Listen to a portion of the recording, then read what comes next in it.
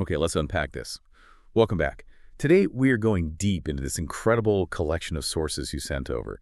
And what they lay out is um, a complete, highly systematic, and totally secret spiritual cosmology. So our mission today is a true deep dive into the Yin Fu, the hidden underworld.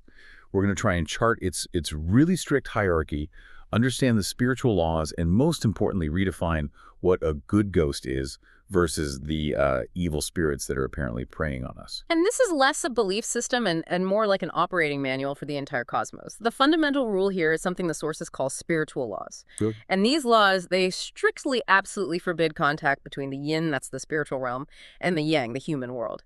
Every single entity has a rigid duty, and if you cross that line, the penalties are severe.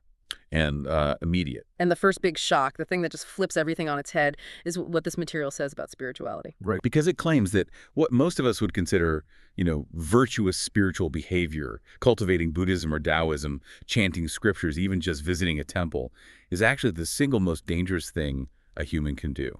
A spiritual crime. It's the ultimate transgression. I mean, seeking contact or aid or, enlightenment from the spiritual realm. That is literally defined as the crime of inversion with the negative world evil spirits. So you're punching a hole in the firewall on purpose. You are voluntarily tearing it open. And to really get why that's so bad, we have to meet the guys who uphold the law. The overworked, dutiful workforce of the Yin Fu, the so-called good ghosts. Right, the good ghosts. And they're the ones who stick to the rules, they serve their time. And we need to break them down into two main ranks. First, you have the high-ranking ones, the Wind Cloud Taoist.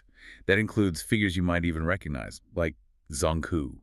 The Wind-clad Taoists are, well, they're the success stories. They got to that rank because they completely fulfilled their human duty in life. Their duty? It's called C-stores. Scholar, farmer, artisan, merchant. They just did their job, fostered wisdom, and were good people. They're the upper management. They got there through human action, not, praying or meditating. But the real insight, I think, comes from the ground floor. The endless, brutal grind of the animal transporter. Yeah, their fate is it's something else. The transporter is basically a dead common person, someone who just failed to get the point of being human. So not a criminal. Just didn't pass the test. Exactly. They just failed. And their punishment is hard labor. They manage the reincarnation of all animal and plant souls, 12 hours a day, every day, for 200 to 300 years. Just to get a chance to be human again. Just to be eligible, yeah. And the sources have these chillingly detailed observations of their work. The authors saw souls literally lining up. A line. What kind of souls? There was a rabbit, a man who had been a dog in his last life, 5 cats, all just kind of misty and half-transparent, waiting for their next assignment. And the cycle itself is it's brutal. It's very hard to wrap your head around. Animal souls, according to this, have to go through being killed and eaten, then reincarnated about 40 times. 40 times. 40 times. Yeah. Before they can even move up to the next species. Okay, wait, let's pause there. That sounds horrific. What is the logic for that? Why is eating meat a necessary step in their spiritual evolution? It's a mechanism. It's not a moral judgment. In this cosmology, the soul literally can't move forward until the physical cycle is complete. That includes being, physically consumed. So for a cow's soul to advance, a human has to eat the steak. It's described as a necessary, functional part of the release. It's a cosmic rule in this system, no matter how unpleasant it sounds to us. Got it. Okay. And the transporters also handle plants. They do. Plants are basically the ultimate penalty box. Any soul, animal, or human that breaks the rules or tries to escape the cycle gets instantly pulverized. I'll go right. Their spiritual essence is just shattered and then scattered by the airflow to become the raw material for plants and vegetables. It's like being turned to dust. The author actually saw this happen. Yes. They described watching the transporters scattering these green-glowing, pulverized souls into the Keeling River. That spiritual dust was meant to become the souls for new fish and shrimp. It just shows you the Yin Fu system isn't about mercy. It's about function and consequence. So that brings it back to us. If that's the system, what is the point of being human? What's the one thing we're being tested on? The whole purpose, the sources say, is to use our flexible body, our ability to actually do things in the physical world, to perform that duty, to fulfill our responsibilities and rectify society. So your judgment after you die is basically a performance review. It's entirely performance-based. It's only about how well you did your job, whether you're a CEO, a janitor, or a homemaker. Diligence is all that matters. So spiritual success is basically just hard work and paying your taxes, not meditation. Which brings us back to that huge paradox. If work is the goal, why are religious people punished so severely? Because they completely misunderstood the test. The main rule is separation. When people cultivate Buddhism, cultivate Taoism, worship gods, or chant scriptures, they're reaching across that firewall. They're demanding contact. They get zero credit for being pious. Zero. In fact, they get charged with the crime of inversion. They're collaborating with the enemy, essentially. And the sentence is immediate violent reincarnation as fish or livestock. That is unbelievably fast. Yeah. No appeal, no waiting room.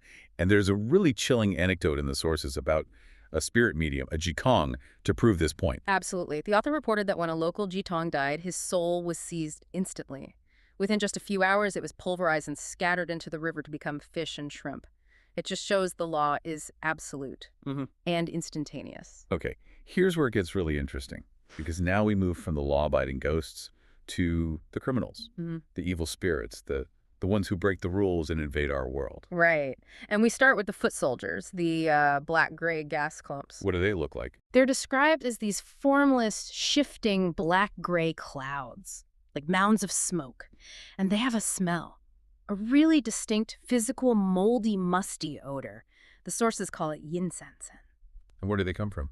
They're escapees. Animal souls, insect souls, or even human souls who lost their essence because of evil deeds in a past life. They are desperate. Desperate because they're missing something fundamental. Exactly. They lack a soul body, which means they have no internal power, no way to move. They can only survive by feeding on the magnetic current, the sinew of living things. The magnetic current. So our life force, our battery. That's a great way to think of it. It's their food. They feed on us just to get enough power to float. And the effect on us is subtle at first, but it gets bad. It's insidious. When they start draining you, you get memory loss, poor concentration. But if they manage to drain your core spiritual root, the result is crippling. It leads to what the sources call dementia or senile syndrome. And they hide out in specific places. Yes, they love temples because the incense smoke masks their moldy smell, and they thrive in dirty, moldy places like abandoned warehouses. This connects directly to the author's own experience. He talked about this crippling fatigue after working in a dirty, old, refrigerated warehouse. Right. He thought it was just from the hard work. But he later realized that kind of deep, unexplained exhaustion, that's the physical symptom. That's the feeling of these things draining your energy. And he even connects it to the death of an apprentice. Tragically, yes. The apprentice had gone to a temple, and the author suggests that the clumps he picked up there caused the fatal exhaustion that led to his death. The attack is so insidious because it just looks like you're getting sick. And they can work together. They have this swarm effect. Yes. Once they've said enough, they congregate like a big clump of flying mosquitoes, and then they can cause actual physical, real-world harm. There was that story about the car crash. A terrifying one. A high-speed crash near the 18 Kings Temple. A passenger was decapitated. The author saw a huge swarm of these gas clumps enter the temple right before the accident, and the implication is that the swarm caused it, created distraction, a malfunction, so they could seize a new soul.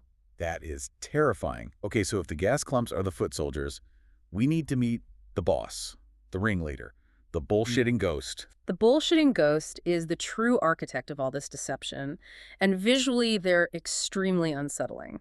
How so? They're humanoid, but made of this black-gray fog, no face, no features at all, except for two terrifying, glowing green cat-like eyes. And unlike the clumps who just want energy, this one is after something much deeper. Correct. Its ultimate goal is to prey on humans by eating their spiritual roots, which is defined here as your wisdom, your consciousness. So it's not just draining you, it's destroying you. It leads to the permanent destruction of your mind and then physical death. And this brings us right back to that huge paradox we started with. Why do they specifically target the most devout people, the ones who are, fasting, chanting scriptures, and believing in God? This is the heart of the trap. The Yin Fu law is supposed to protect us, but the evil spirits exploit our desire for something more. Precisely. Chanting, for example, is described as literally the method of inversion that draws the ghost close. It's a beacon. It signals to the evil spirits that you believe in gods and you want to make contact. You're opening the door for them. And what about things like fasting? Religious practices like fasting or strict vegetarianism, according to this, make your body's protective magnetic current cold and weak. It basically turns a devout person into the easiest possible meal for a bullshitting ghost. So even trying to be healthy, like doing Tai Chi, can be a trap. It can. The sources describe their breakfast ritual. They go to public parks and feed on the magnetic current released during Tai Chi and Qigong practice. They're just siphoning off the energy that these people are trying to build up. But the biggest trick, the ultimate deception, is the impersonation. People genuinely believe they're talking to Mazu or Guanyin or Jesus. How does that work? That is the bullshitting ghost's specialty. It changes its shape. It can look like any deity the human wants to see. It can even use the black-gray gas clumps to put on these elaborate spiritual shows through a medium, a jitong. But how can it possibly be convincing? How does it know your personal secrets? It doesn't need to. It instantly extracts your personal memories directly from your heart's magnetic current. So it reads your mind. And then it has the medium recite those incredibly private details back to you.